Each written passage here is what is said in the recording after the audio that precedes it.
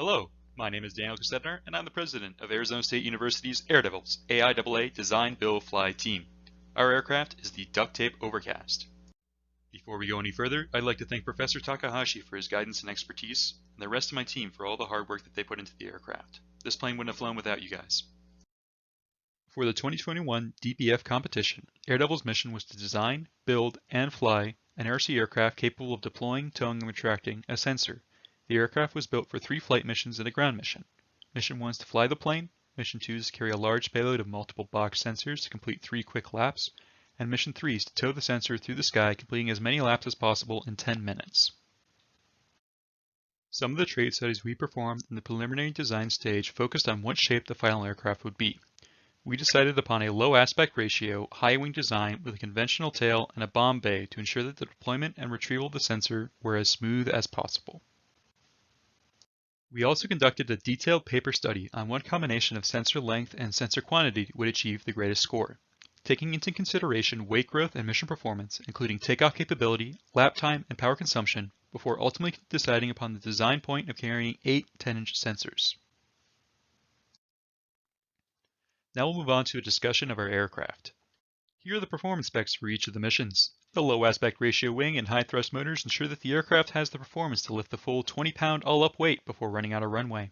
To meet our design point, the aircraft has a large internal volume to fit many sensor boxes, and a high-mounted conventional tail to prevent any catastrophic impact with an errant sensor.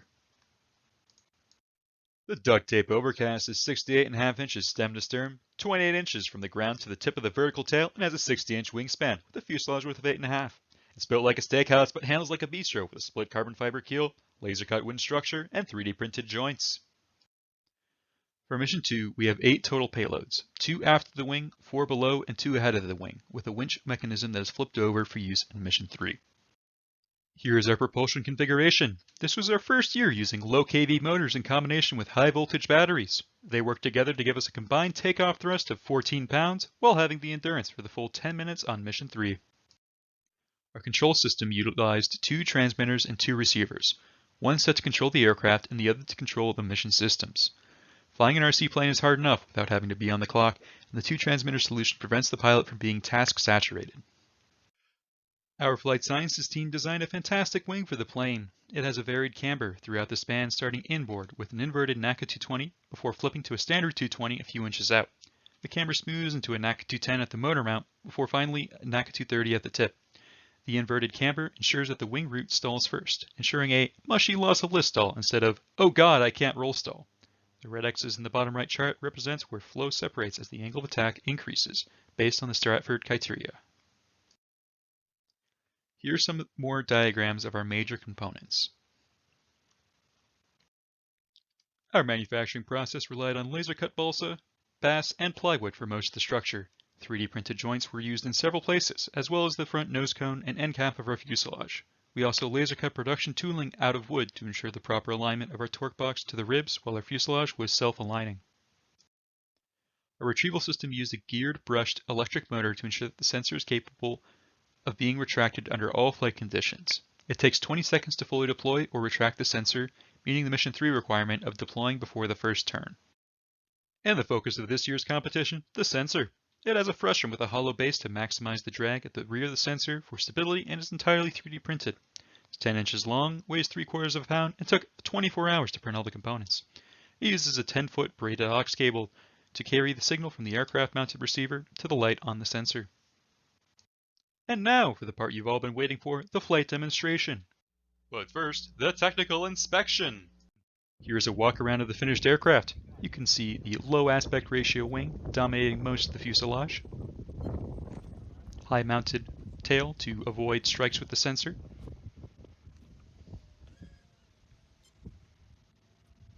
.3D printed end cap, nose cap. 2 doors on the top that flip up for ease of access in the ground mission. Here you can see the varied camber across the span of the wing. Custom landing gear, 3D printed tail joint. Bolts hold everything together. Large propellers. And that's our aircraft. And now for a test of the sensor functionality. And here you can see the bomb bay doors open. The sensor deploys from the bomb bay. the lights activate. Blink.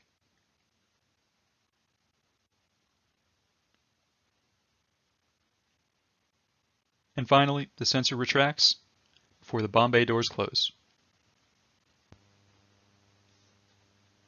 And now you can see the duct tape overcast leap into the sky.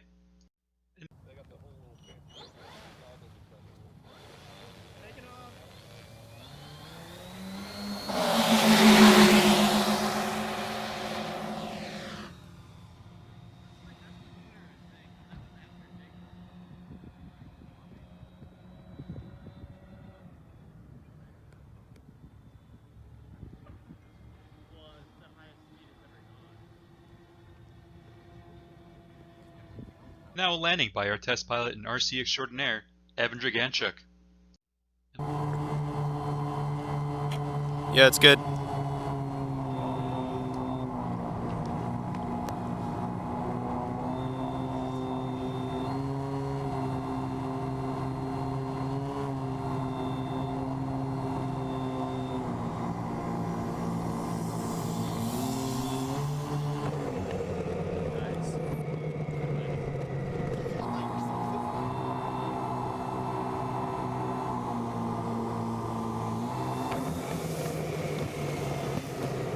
Last but not least, here is our in-flight sensor deployment, steady flight, and retraction. Open up this mess. All day open. Starting to deploy. Oh, that's rock steady. Pun intended.